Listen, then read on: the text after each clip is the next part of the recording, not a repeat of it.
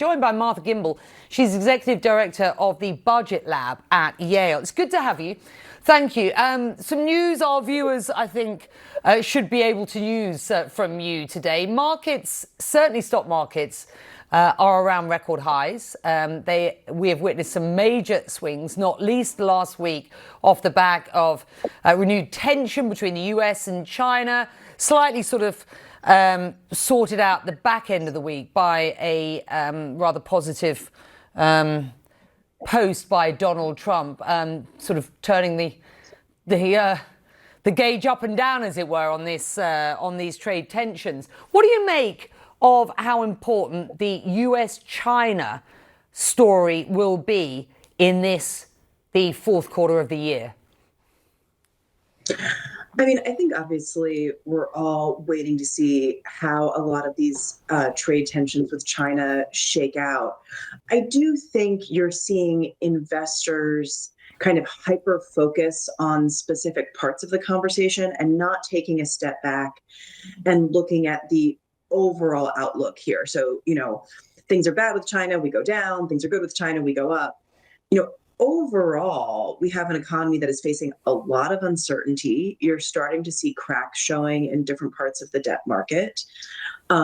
You're seeing that a lot of the growth in equities is being driven by companies that have negative earnings, which is a little weird. And so in a lot of ways, it feels like the equity markets are too focused on what's happening day to day and aren't taking a big step back and looking at the macro picture.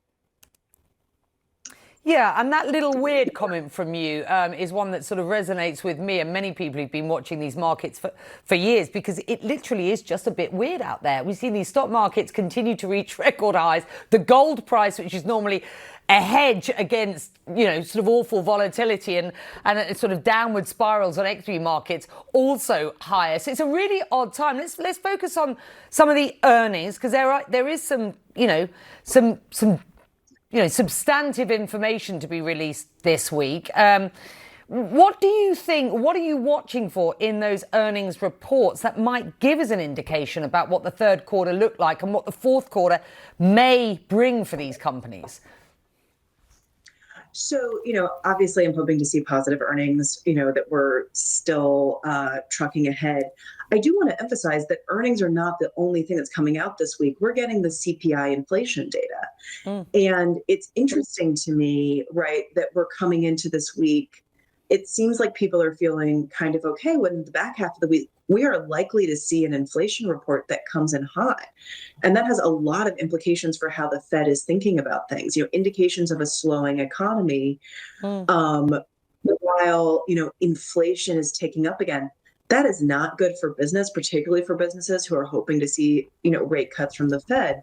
And I think just pulling back, it goes back to your comment about weird, that it's a little bit odd that people, seem to be feeling okay going into this week that is likely to conclude with a hot inflation report. Listen, it's important to note that data ranging from import prices to retail sales to jobless claims are likely to remain missing from the calendar amid this continued government shutdown. Do you think this missing data is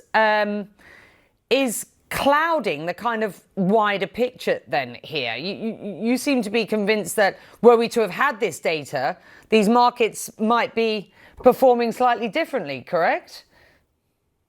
Well, I don't know if they'd be performing slightly differently, because I think so much of what's going on in the market seems a bit disconnected from fundamentals on the ground. I do think, the current economic outlook is quite cloudy, and it's very weird. And, currently economists are very reliant on, for instance, private sector data about how the labor market is doing. But different private sector data sets are telling us different things. Certainly the economy and the labor market slowing down. By how much? How worried should we be? We have no idea.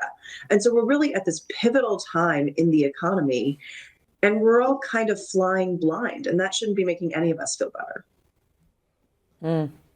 No, absolutely. It's good to have you. Thank you very much indeed.